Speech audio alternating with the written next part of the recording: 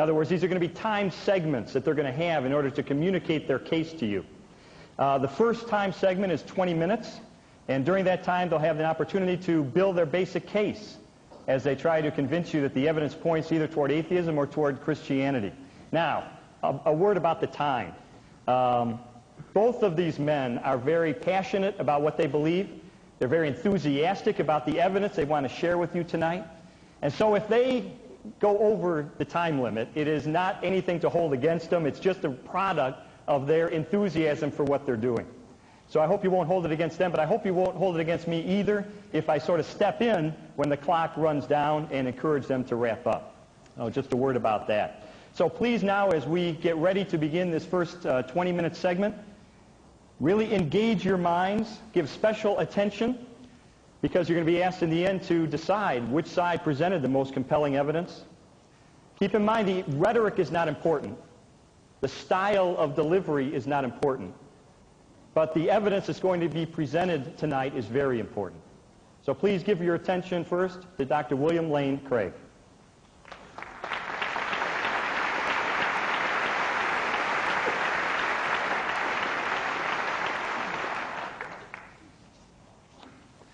Good evening. In tonight's debate, we've been asked to assess the question where the evidence points, to atheism or to Christianity. Now, before we can answer that question, we need to have some idea of what we're talking about. So let me begin by defining some terms.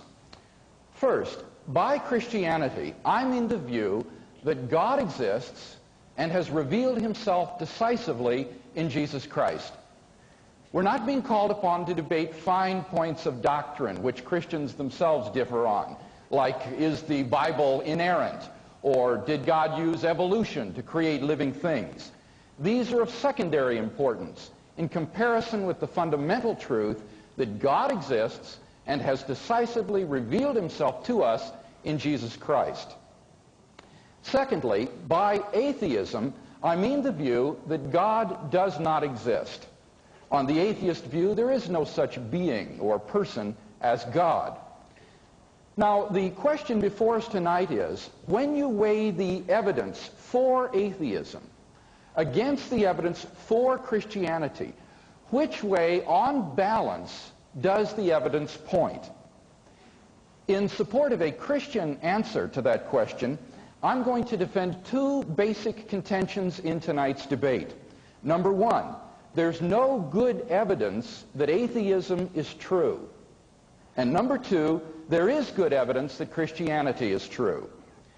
Let's look then at my first basic contention. There's no good evidence that atheism is true.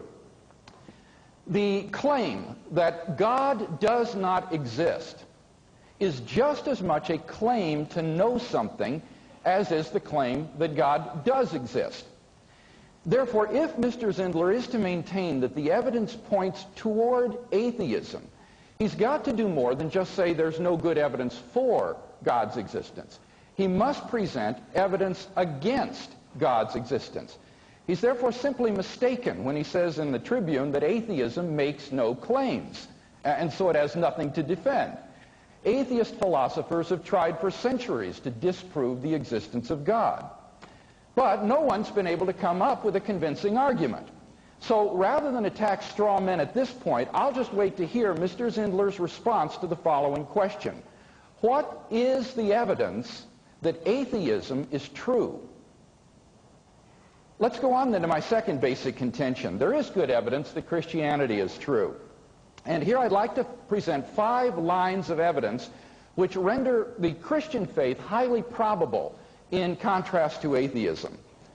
Number 1, the evidence points to a creator of the universe. Have you ever asked yourself where the universe came from? Why anything at all exists instead of just nothing? Typically, atheists have said that the universe is eternal, and that's all. But surely this is unreasonable. Just think about it for a minute. If the universe never had a beginning, that means that the number of past events in the history of the universe is infinite. But mathematicians know that an actually infinite number of things leads to self-contradictions. For example, what is infinity minus infinity? Well, mathematically, you get self-contradictory answers. That shows that infinity is just an idea in your mind, not something that exists in reality. David Hilbert, perhaps the greatest mathematician of this century, states, "The infinite is nowhere to be found in reality. It neither exists in nature nor provides a legitimate basis for rational thought. The role that remains for the infinite to play is solely that of an idea." But that entails that since past events are not just ideas but are real, the number of past events must be finite.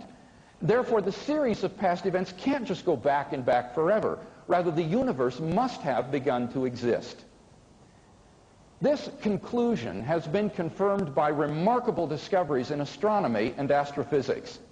The astrophysical evidence indicates that the universe began to exist in a great explosion called the Big Bang about 15 billion years ago.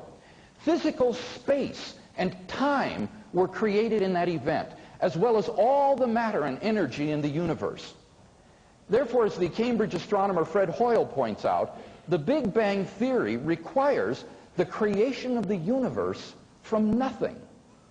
This is because as you go back in time, you reach a point at which, in Hoyle's words, the universe was shrunk down to nothing at all. Thus, what the Big Bang model requires is that the universe began to exist and was created out of nothing. Now, this tends to be very awkward for the atheist. Quentin Smith, an atheist philosopher, writes, "The response of atheists to this development has been comparatively weak, indeed almost invisible.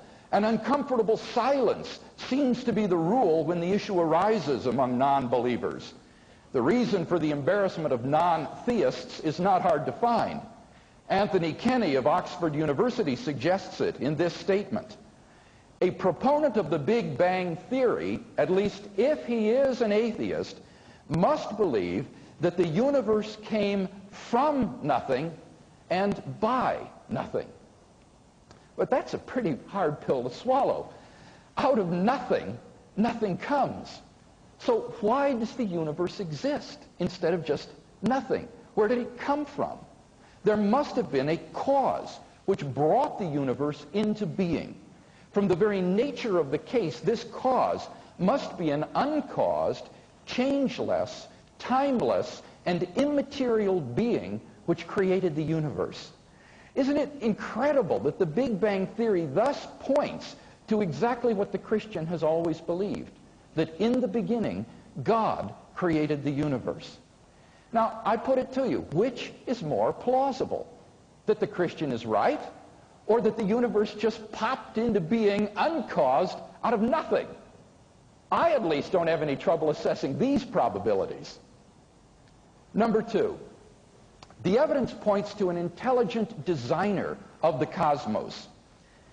During the last 25 years, scientists have discovered that the existence of intelligent life depends upon an incredibly delicate and complex balance of initial conditions simply given in the Big Bang itself.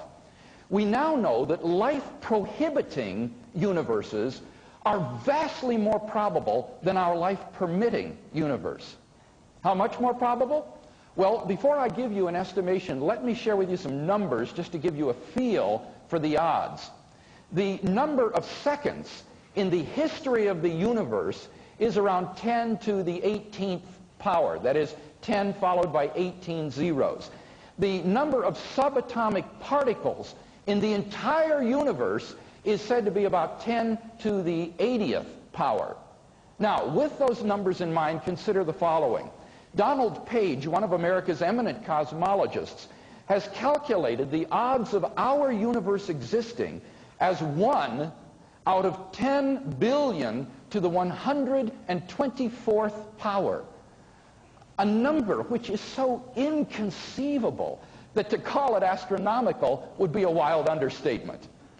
Robert Jastrow, the head of NASA's Goddard Institute for Space Studies, has called this the most powerful evidence for the existence of God ever to come out of science. Once again,